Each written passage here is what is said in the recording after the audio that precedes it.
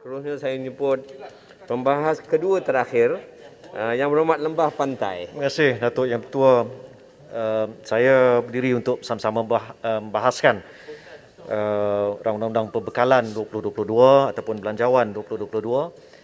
Sebelum saya mulakan, ingin saya sampaikan ucapan tahniah kepada kerajaan, khususnya Menteri Keuangan, di atas kejayaan membuat penjimatan yang cukup besar di atas penukaran kenderaan rasmi menteri dari Proton Perdana ke Velfire yang telah menjimat RM2.80 sebulan, iaitu penjimatan 0.05777% bersamaan dengan RM33.06.60 setahun ataupun RM1,075.20 setahun bagi 32 biji Velfire kalau diguna.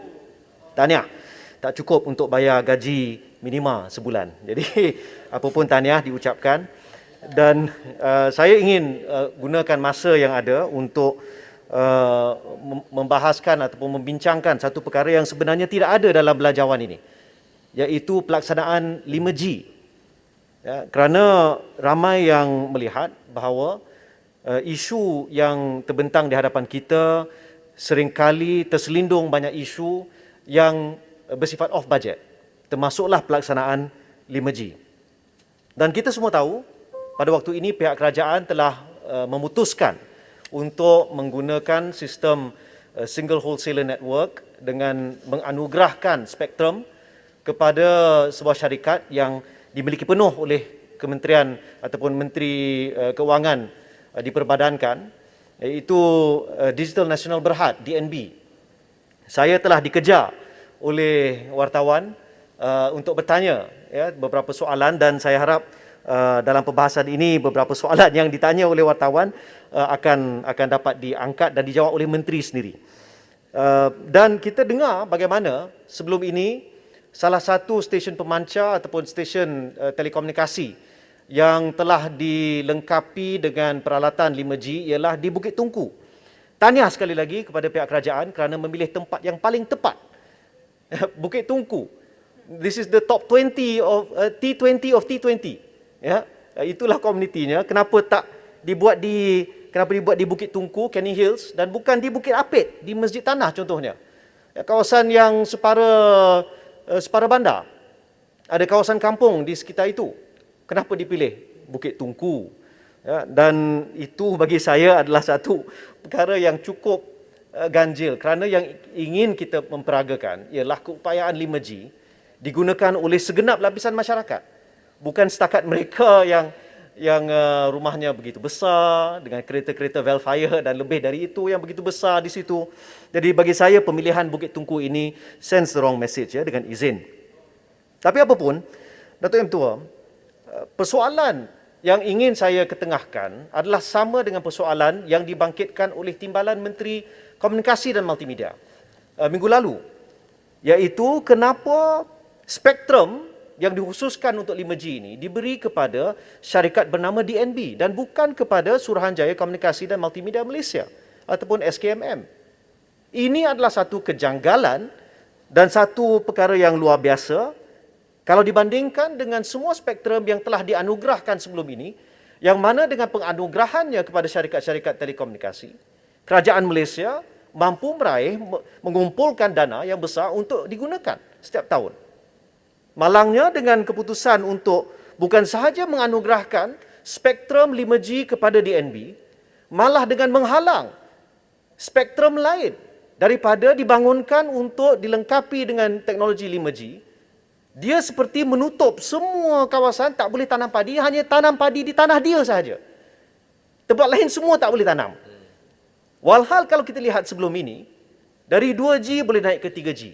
Dari 3G boleh naik ke 4G. Tapi dari 4G tak boleh naik ke 5G. Saya nak tanya dengan menteri, kenapa diputuskan buat cara ini? Walhal di negara-negara lain, kita lihat dengan memberi ruang yang lebih banyak, penggunaan spektrum memang kita tahu penggunaan spektrum ini juga akan memberi kesan kepada kelajuan dan juga capaian 5G itu. Tapi itu adalah soalan yang perlu ditanya. Kerana ini akan mendatangkan kesan jangka masa panjang kepada pengguna-pengguna perkhidmatan telekomunikasi. Jadi itu persoalan pertama yang ingin saya bangkitkan. Kedua, kenapa dipilih satu entiti untuk melaksanakan bagi seluruh negara? Kalau kita lihat sebelum ini, ya, ada disebut bahawa dengan menggunakan satu syarikat, DNB sahaja, syarikat pelaksanaan 5G ini boleh lebih cepat kalau dibandingkan dengan syarikat-syarikat telekomunikasi dulu yang telah melancarkan 3G, 4G begitu lambat. Tapi kita lihat daripada satu artikel dalam The Edge yang mengatakan 4G telah dilaksanakan dalam masa 4 tahun dan by the end of 2020 dengan izin ia telah mencakupi capaian 92% negara kita. Berbanding dengan 3G yang bermula pada tahun 2003 mengambil masa 8 tahun dan hanya pada tahun 2013 merangkumi 85% capaian seluruh negara. Ini bermaksud dengan 4G sendiri telah menampakkan peningkatan yang baik. Jadi apakah sebenarnya motif di sebalik pemilihan DNB untuk melaksanakan 5G ini? Dan apa sebenarnya yang akan berlaku? Datuk Yang Bertuah, adakah Datuk Yang Bertuah tahu ataupun sedar dengan memberi 5G kepada satu syarikat, adakah itu bermaksud sekiranya ada 6G, maka DNB jugalah yang akan laksana? Jika ada 7G, adakah DNB juga yang akan laksana? Apa yang akan berlaku kepada semua pelaburan yang telah dibuat oleh syarikat-syarikat telekomunikasi yang jumlahnya berbilion? Apakah yang akan berlaku kepada pemilik tapak-tapak menara telekomunikasi?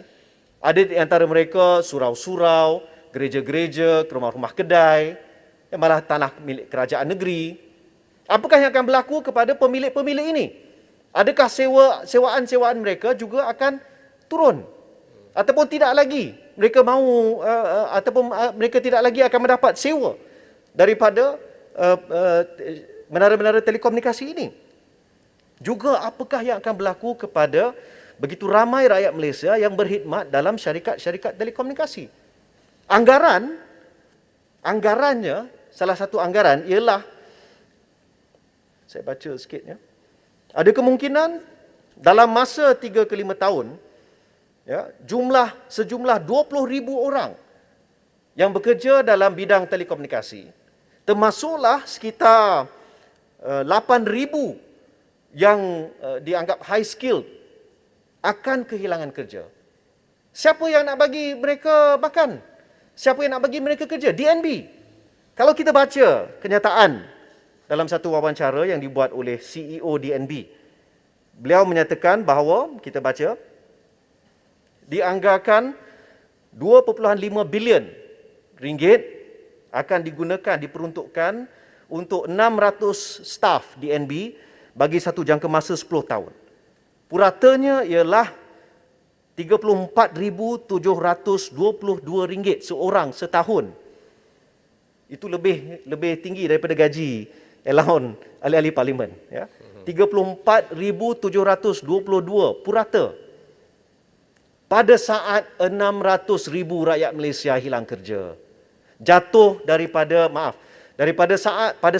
pada ketika 600,000 rakyat Malaysia jatuh daripada kelompok M40, masuk ke kelompok B40. 600 orang sahaja yang akan kemungkinan secara purata mendapat gaji yang begitu besar. 600 orang sahaja. Di manakah rasionalnya? Dan apakah kesan kepada dengan izin the shareholders of these syarikat-syarikat telekomunikasi? Saya bagi contoh. Maxis, pegangan saham sebanyak 24.8% adalah dimiliki oleh syarikat GLIC.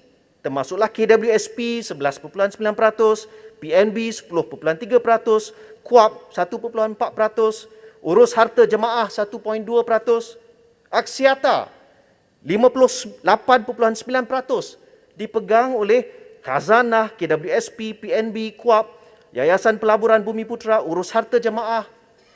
Adakah ini dengan melaksanakan DNB ini akan mendatangkan kesan yang begitu buruk terhadap syarikat-syarikat yang dipegang, ya, kalau kita tengok Axiata, dipegang oleh majoriti duit rakyat Malaysia. Apakah kesannya? Jadi inilah antara sebab kenapa Port Dickson, saya, Ledang dan begitu ramai ahli-ahli parlimen yang lain menegaskan bahawa isu 5G ini pelaksanaannya oleh DNB tidak boleh kita biarkan begitu sahaja. Mesti dibawa ke parlimen, mesti dibahas, mesti diterangkan, dijelaskan dan kita perlu mendapat jawapan yang tuntas, yang jelas daripada menteri. Kalau tak guna sebab isunya rakyat Malaysia lah yang akan terkesan. Kalau 5G tak dapat dilaksana, siapa yang akan terima bahananya? Rakyat Malaysia. Sekiranya DNB ini gagal, siapakah yang terpaksa membayar hutang contingent liability? Rakyat Malaysia. Kalau kita lihat sekarang ini pun jumlah contingent liability telah mencecah lebih 300 bilion. Adakah kita sanggup untuk menanggung beban sekiranya DNB ini becomes too big to fail? Dan kita, rakyat Malaysia akhirnya yang terpaksa menanggung hutang, membayar. Samalah seperti kita membayar hutang 1MDB setiap tahun. Berbilion yang kita bayar. Jadi, Datuk Yang Ketua, kita perlu faham makna kenapa kita perlu beralih daripada DNB ini dan kita patut auction off the spectrum, jual bidar kepada syarikat-syarikat telekomunikasi. Pada saat kerajaan begitu terhimpit untuk mendapatkan revenue untuk tahun depan, kita memberikan aset negara kita kepada sebuah syarikat yang saya difahamkan syarikat-syarikat telekomunikasi diminta untuk membayar purata 1.4 bilion ringgit setahun untuk satu jangka masa 10 tahun. Maksudnya setiap syarikat telco yang setuju dengan menggunakan DNB nanti perlu membayar 14 bilion ringgit selama 10 tahun itu. Apa yang dijanjikan? Very basic, saya difahamkan. Basic sahaja. Saya bagi contoh. Kalau target speed dia untuk di Malaysia, the age of the cell age ya, dikatakan maksimum dia punya speed dia lah 100 Mbps. Kalau di Korea Selatan 380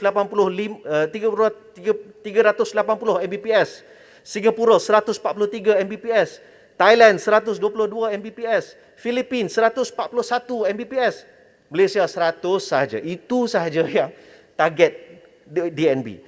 Ini bukan saya yang sebut. Ini adalah Twitter DNB sendiri yang sebut. Ya, jadi saya rasa kita perlu pertimbangkan semula. Beralih daripada DNB, buat konsortium. Sama seperti di Singapura contohnya. Ada 2 konsortium yang mengusahakan. Korea Selatan 3 yang mengusahakan. Thailand 3 yang mengusahakan. Filipina 3 yang mengusahakan. Jadi bagi saya, Datuk Yang Tua, dalam saat-saat yang terakhir ini, Minta rumuskan maybe. Ya. Bagi saya, penting untuk kita ketengahkan bahawa DNB ini, this is the wrong way forward. Bagi saya, this is the wrong way forward. Kita perlu pertimbang semula. Dan kita mahukan satu kebertanggungjawaban di dalam Dewan Yang Mulia ini oleh menteri-menteri yang berkenaan tentang kenapa langkah ini digunakan. Dan kita mahu ubah, tukar, kembali kepada satu sistem di mana kita membenarkan syarikat-syarikat telekomunikasi ini untuk mengusahakan, terpulang pada mereka. Tapi itulah sebabnya kita ada USP Fund untuk membina di tempat-tempat yang capaiannya tidak baik. Akhirul kalam, banyak sebenarnya yang nak disebut, tapi bagi saya yang paling penting, kita perlu memberi penelitian yang khusus kepada isu 5G kerana ini adalah masa depan negara kita. Malaysia, selama mana kita nak mengusahakan kelapa sawit sahaja ataupun yang lain, kita telah mewujudkan unicorn seperti Grab. Tapi sekarang ni Grab tak ada dekat Malaysia, antara lain infrastruktur yang kurang memuaskan. Jadi harapan saya adalah kita boleh memberi satu pertimbangan yang serius dan membuat keputusan yang lebih baik untuk masa depan negara. Sekian. Assalamualaikum.